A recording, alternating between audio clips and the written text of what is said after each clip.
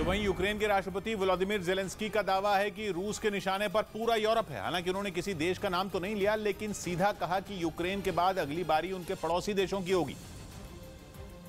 और ज़ेलेंस्की ने ये बातें कही राष्ट्र के नाम अपने संदेश में, जिसमें उन्होंने यूरोप के देशों को चिताया कि रूसी राष्ट्रपति व्लादिमीर पुतिन की नजर पूरे यूरोप पर है। ऐसे में ज़ेलेंस्की ने यूरोप के सभी देशों को एकजुट होने की सलाह दी ताकि पुतिन सरकार पर दबाव बनाया जा सके। ज़ेलेंस्की ने यूं ही यूरोप का नाम नहीं लिया। पिछले दिनों फिनलैंड और स्वीडन के देशों को भी रूस ने चेतावनी दी थी, जिसमें पुतिन सरकार ने साफ किया था कि अगर ये देश नेटो की सदस्यता के लिए आगे बढ़े तो उनके लिए अच्छा नहीं होगा। रूस ने इन दोनों देशों को भी सीधे हमले की चेतावनी दी थी। यही वजह है कि ज़ेलेंस्की इन देशों के बहाने अपना मुद्दा भी उठाने में जुट गए। इसके अलावा उन्होंने यूरोप के सभी देशों से पुतिन सरकार के साथ अपने हर तरह के रिश्ते खत्म करने की भी अपील की। ज़ेलेंस्की चाहते हैं कि ये देश न तो रूस से तेल लें और न ही अपनी चीजें वहां सप्लाई करें। उधर पुतिन के यूरोप प्लान से घबराए जर्मनी ने हथियारों का जखीरा जुटाना शुरू कर दिया। इसके लिए जर्मन आयरन शील्ड नाम का अभियान चलाया जाएगा, ताकि जर्मनी को रूस और दूसरे दुश्मन देशों से बचाया जा सके। इसी अभियान के तहत वो जल्द इजरायल के साथ एक समझौता कर सकता है, जिसमें जर्मनी इजरायल से anti missile defence system arrow 3 और दूसरे हथियार खरीदेगा। इनकी कीमत 2 बिलियन यूरो यानी भारतीय रुपयों के हिसाब से 16,000 करोड़ रुपए से ज्यादा होगी। एरो 3 लंबी दूरी की बैलिस्टिक मिसाइल को भी हवा में मार सकता है। रूस पर आरोप है कि उसने यूक्रेन युद्ध में हाइपरसोनिक बैलिस्टिक मिसाइलों का इस्तेमाल किया, और इसी वजह से जर्मनी भी अब एहतियातन हर जरूरी कदम उठाने में जुट गया। यही नहीं, चर्चा है कि वो अमेरिका से भी हथियार खरीदने की तैयारी में है। लेकिन जानकारों का मानना है कि ये तैयारी नाकाफी है। हालांकि अभी जर्मनी के पास पेट्रियट मिसाइल सिस्टम है, जो सिर्फ कम और मीडियम रेंज की मिसाइलों का ही पता लगा पाता है। साथ ही जानकार कहते हैं कि इजरायल से मिलने वाला एंटी मिसाइल डिफेंस सिस्टम भी उतना कारगर साबित नहीं होगा, क्योंकि रूस ने जर्मनी के सामने अपनी सीमा में इस्कंदर मिसाइल तैनात किया है, जो 700 किलो विस्फोटक ले जा सकती है और जिसकी पहुंच जर्मनी की राजधानी बर्लिन तक है। तो वहीं रूस के हमले के बाद यूक्रेन और जर्मनी के बीच तलवारें खिंचती दिख रही हैं। यूक्रेन के विदेश मंत्री ने एक बयान में इस जंग के लिए जर्मनी को जिम्मेदार ठहरा दिया और साफ कहा कि जर्मनी और फ्रांस की गलती यूक्रेन को भुगतनी पड़ रही है। जर्मनी और फ्रांस से हुई किसी चूक का जिक्र होता तो भी बात अलग थी, लेकिन यूक्रेन के विदेश मंत्री ने तो नीयत पर ही सवाल उठा दिए। यूरोप के किसी देश ने जर्मनी पर इतना बड़ा हमला बोलने की हिम्मत पहले कभी नहीं दिखाई। जर्मनी पर हमला बोलने के पीछे यूक्रेन ने वजह भी गिनाई। पहली तो यह कि जर्मनी और फ्रांस ने यूक्रेन को नेटो की सदस्यता देने का रास्ता रोका। यूक्रेन का मानना है कि अगर जर्मनी और फ्रांस चाहते तो यूक्रेन को नेटो की सदस्यता मिल चुकी होती, और अगर ऐसा हुआ होता तो रूस यूक्रेन पर हमले की हिम्मत कभी नहीं करता। और दूसरी बड़ी वजह यह है कि जंग के बाद रूस पर दबाव डालने के लिए जर्मनी की तरफ से कोई बड़ा कदम नहीं उठाया गया, जबकि रूस से तेल और गैस को इंपोर्ट बंद करने की अपील कई बार की गई। ऐसी अपील अमेरिका ने तो की ही, यूक्रेन के राष्ट्रपति ज़ेलेंस्की ने भी कई बार यूरोप के देशों से ऐसा करने को कहा, लेकिन अब तक यूरोप के देश रूस से तेल और गैस का इंपोर्ट बंद करने की दिशा में केवल घोषणाओं के अलावा कुछ खास नहीं कर पाए। हालांकि यूक्रेन के हमलों के बाद जर्मनी ने भी इस मसले पर सफाई दी और खुद को इस जंग में यूक्रेन के साथ खड़ा बताया। जर्मनी के चांसलर के दफ्तर ने बयान जारी किया और पूरे मसले पर अपनी बेचारगी भी बताई। उन्होंने साफ कहा कि इस वक्त रूस से गैस का इंपोर्ट बंद करने की हिम्मत जर्मनी बिल्कुल नहीं कर सकता, क्योंकि रूस की गैस का विकल्प बनाने में जर्मनी को वक्त लगेगा। इस बीच यूक्रेन ने दावा किया कि रूस के सैनिकों ने चेर्नोबिल परमाणु प्लांट से खतरनाक रेडियो एक्टिव पदार्थ चुरा लिए। रूसी सेना ने जंग के पहले दिन ही चेर्नोबिल पर कब्जा कर लिया था और करीब 1 महीने तक रूसी सैनिक वहां जमे रहे। लेकिन इतने दिनों तक चेर्नोबिल परमाणु प्लांट पर कब्जा जमाए रखने के बाद कुछ दिनों पहले ही रूस की सेना वहां से भाग खड़ी हुई, जिसके बाद यूक्रेन ने दावा किया कि रूस के सैनिकों ने वहां की लैब से खतरनाक रेडियो एक्टिव पदार्थ चुरा लिए। यूक्रेन ने बताया कि रूस के सैनिक चेर्नोबिल परमाणु प्लांट के रिसर्च बेस में गए और उन्होंने 133 रेडियो एक्टिव पदार्थ उठा लिए और चेर्नोबिल परमाणु प्लांट से जाते वक्त वो उसे अपने साथ ले गए, जो कि रूस के सैनिकों के साथ साथ कई दूसरे लोगों के लिए भी खतरा साबित हो सकता है, क्योंकि रेडियो एक्टिव पदार्थों के संपर्क में आने के बाद इंसान एक धीमी मौत की तरफ बढ़ने लगता है। और चेर्नोबिल पर कब्जा जमाने वाले रूसी सैनिकों के लिए भी ऐसा ही कहा जा रहा है।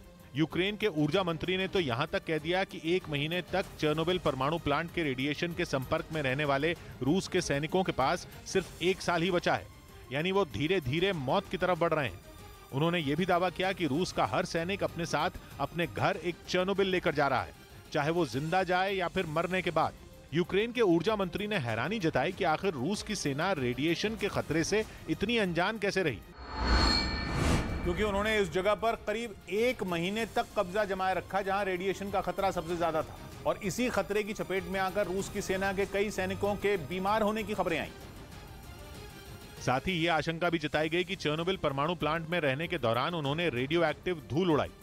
सोशल मीडिया पर शेयर किए गए एक वीडियो के जरिए ये दावा किया गया कि रूस के सैनिकों ने प्लांट पर कब्जे के बाद वहां अपने हथियार और सैन्य उपकरण लगाने के लिए कई गड्ढे खोदे थे।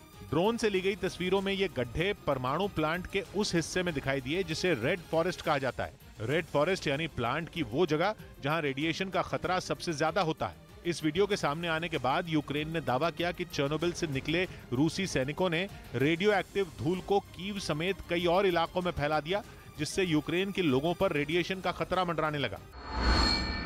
पोलैंड 30 देशों के मिलिट्री अलायंस नेटो का सदस्य है, यानी अमेरिका के खेमे में है।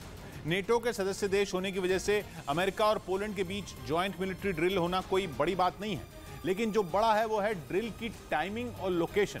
ये तब हुई जब पोलैंड के पड़ोसी देश यूक्रेन में जंग जारी है। ऊपर से पोलैंड में जिस जगह हुई वो यूक्रेन की सीमा से महज 1 घंटा ही दूर है। इसी वजह से पोलैंड के साथ मिलिट्री एक्सरसाइज को अमेरिका की रूस के खिलाफ एक बड़ी चाल के तौर पर देखा जा रहा है, जिसकी सामने आई तस्वीरों में एक बड़ा सा हेलीकॉप्टर एंट्री लेता दिखा। लैंडिंग होते ही अमेरिका और पोलैंड के करीब 1 दर्जन सैनिक चॉपर से उतरे और तुरंत मोर्चा संभालने के लिए दौड़ पड़े। जवानों में फुर्ती ऐसी थी कि मानो वाकई अमेरिका रूस और यूक्रेन की जंग में कूद गया हो।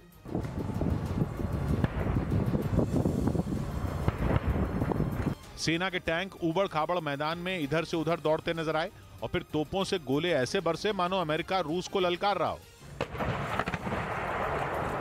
पोलैंड के साथ मिलिट्री ड्रिल करके अमेरिका ने खुलकर अपना शक्ति प्रदर्शन किया और रूस को सीधी चेतावनी दी कि अगर पोलैंड या उसके जैसे बाकी किसी भी नेटो देश पर यूक्रेन की लड़ाई की आंच आई तो अमेरिका रूस को छोड़ेगा नहीं। और ये अमेरिका और नेटो का रूस और यूक्रेन की जंग की शुरुआत से ही कहना है। दोनों बहुत पहले साफ कर चुके हैं कि वो यूक्रेन में अपनी सेना नहीं भेजेंगे, लेकिन इसके साथ ही अमेरिका और नेटो ये भी कह चुके हैं कि वो रूस से नेटो की जमीन के 1-1 इंच की रक्षा करेंगे।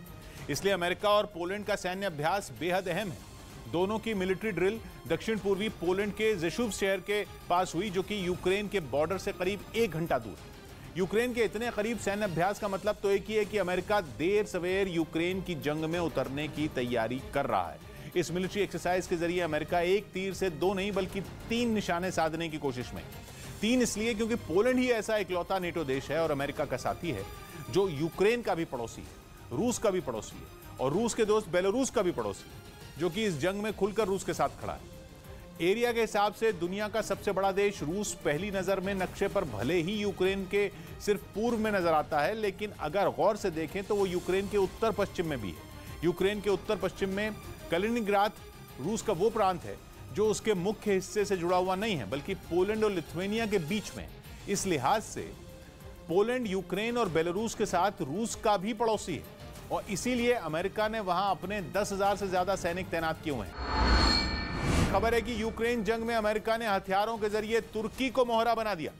असल में कुछ अमेरिकी सांसदों ने तुर्की को हथियार बेचने का विरोध किया था, लेकिन बाइडेन सरकार ने जवाब देते हुए अपने सांसदों को जो चिट्ठी लिखी उससे ये बात सामने आई कि तुर्की को हथियार बेचना अमेरिका के लिए ही फायदे का सौदा होगा।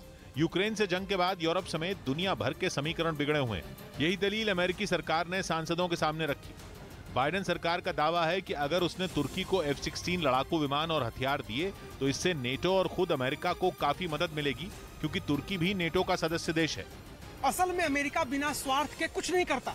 तुर्की के पीछे, अमेरिका के नरम रुख के पीछे भी एक चाल है। बाइडेन प्रशासन ने तुर्की को हथियार दिए हैं, उसके पीछे उसका तर्क यह है कि न सिर्फ इससे अमेरिका को फायदा होगा बल्कि नेटो देशों की सुरक्षा भी पुख्ता होगी।